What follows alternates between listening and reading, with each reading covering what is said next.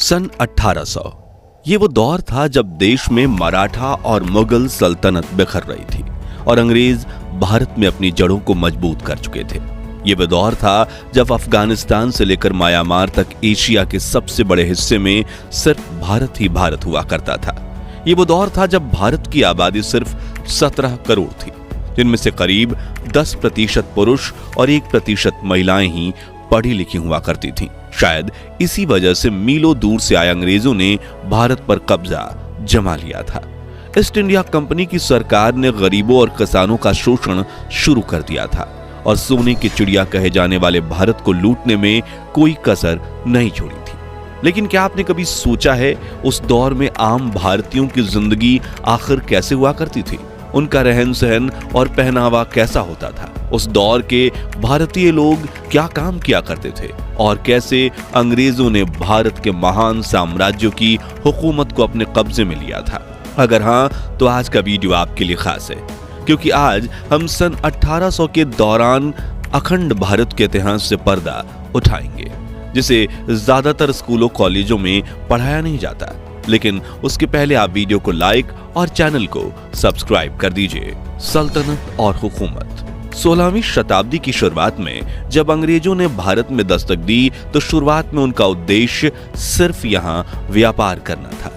लेकिन जब देश के कई महान राजा उनकी मीठी बातों के शिकार नहीं हुए तो उन्होंने इस महान देश की सत्ता पर ही कब्जा करने का फैसला किया। बता दें कि भारत में कदम रखने वाली सबसे पहली ब्रिटिशर्स टोली के कैप्टन थे विलियम हॉकिंस, जिन्होंने 24 अगस्त 1608 के दिन सूरत के बंदरगाह पर पहला कदम रखा था और कुछ ही समय में उन्हें यह अंदाजा लग गया था कि वो कूटनीति से भारत को अपने कब्जे में कर सकते हैं। 1631 में जब शाहजहां ताजमहल बनवा रहे थे तभी अंग्रेज भारत में अपने पैर पसारने की कोशिश में लगे हुए थे। उस वक्त कुछ छोटे बड़े राजाओं के अलावा भारत में 2 बड़े साम्राज्यों की हुकूमत चलती थी, जिसमें पहला था औरंगजेब का मुगल एम्पायर और दूसरा था मराठा साम्राज्य।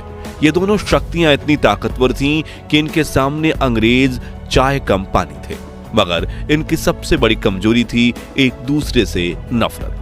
जो देख अंग्रेज एक तरफ इन दोनों सल्तनतों के राजाओं के तलवे चाटते रहे और ये जताने की कोशिश करते रहे कि हम आपके साथ हैं, लेकिन दूसरी तरफ बड़ी चालाकी से कूटनीति करके इन दोनों साम्राज्यों में कई लड़ाइयां करवाईं और खुद बाजी मारने के लिए सही मौके का इंतजार करते रहे। अपनी इसी मंशा में कामयाब होने में अंग्रेजों को 100 साल लग गए और शुरुआत हुई 18वीं सदी की, जब ईस्ट इंडिया कंपनी ने भारत में अपने पैर पसार लिए थे।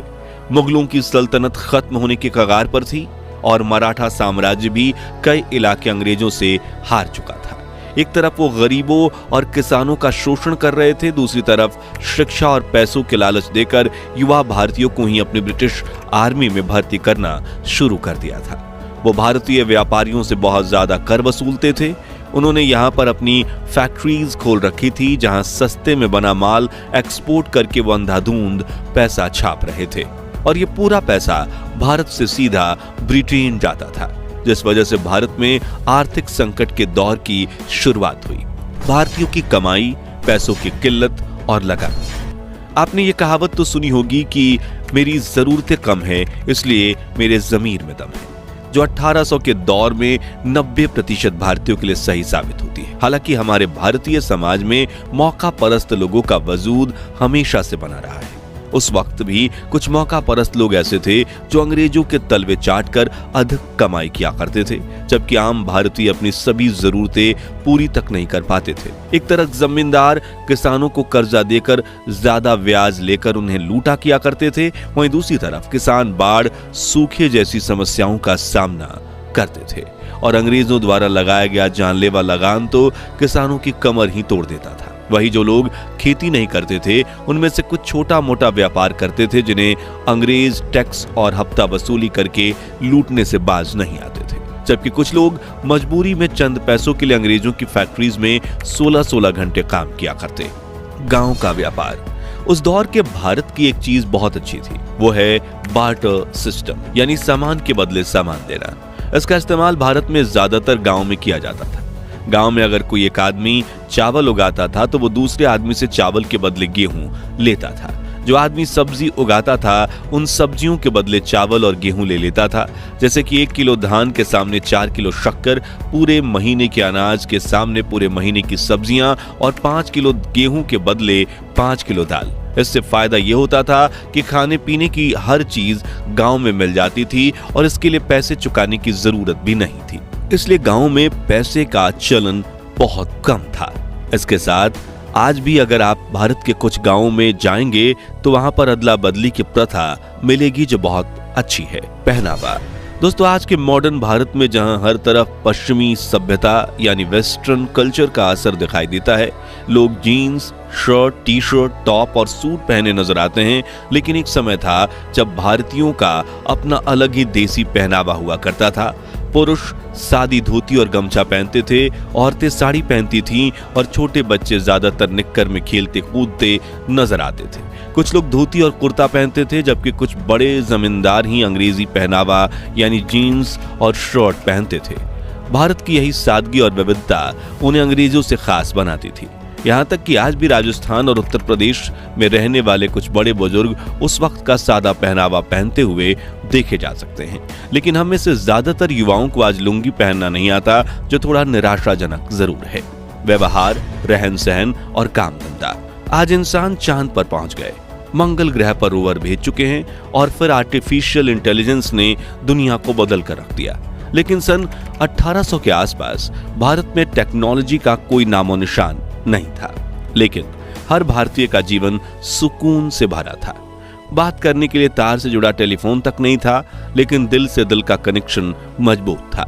रिश्तेदारों से महीनों और कई सालों तक मिलना मुश्किल था, लेकिन मन में इज्जत और लगाव जरा भी कम नहीं था। घास फूस और मिट्टी से बने घर ही कच्चे थे, लेकिन लोगों के दिल बड़े सच्चे थे। यातायात के सिर्फ बैलगाड़ी साधन थी, लेकिन लोगों के शरीर में बहुत फुर्ती थी। जेब में पैसों की फूटी कौड़ी ना हो, इसलिए चेहरे पर शिकन नहीं थी। और भाईचारा ऐसा था कि एक आवाज पर पूरे गांव की भीड़ इकट्ठा हो जाती थी।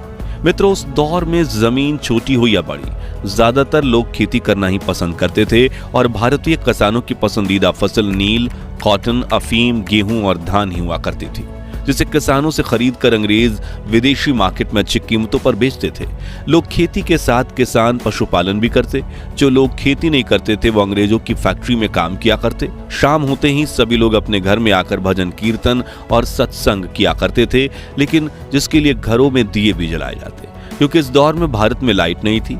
फिर लोग रात में जल्दी सो जाते और सुबह जल्दी उठकर काम पर चले जाते। 18वीं सदी के लोग बुजुर्गों का बहुत मान सम्मान करते थे और घर से लेकर गांव में वही होता था जो बड़े बुजुर्ग कहते थे। हालांकि वो एक सा दौर था जब भारत में सबसे ज्यादा जातीय भेदभाव होता था। अलग अलग धर्मों में थोड़ा बहुत टकराव होना आम था, लेकिन एक ही धर्म में भी जाति व्यवस्था को माना जाता था। ये जातियां हिंदुओं को 4 मुख्य श्रेणियों में विभाजित करती थी: ब्राह्मण, क्षत्रिय, वैश्य और शूद्र, जिनमें दलितों और बाकी छोटी जातियों के साथ काफी भेदभाव किया जाता था।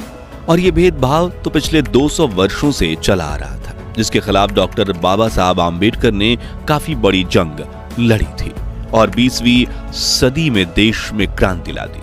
लेकिन उन्होंने इस भेदभाव को कैसे खत्म किया, जानने के लिए आप हमारी डॉक्टर आम्बेडकर की अनसुनी अनकही कहानियों वाली सीरीज देख सकते हैं, जिसके लिंक डिस्क्रिप्शन में है।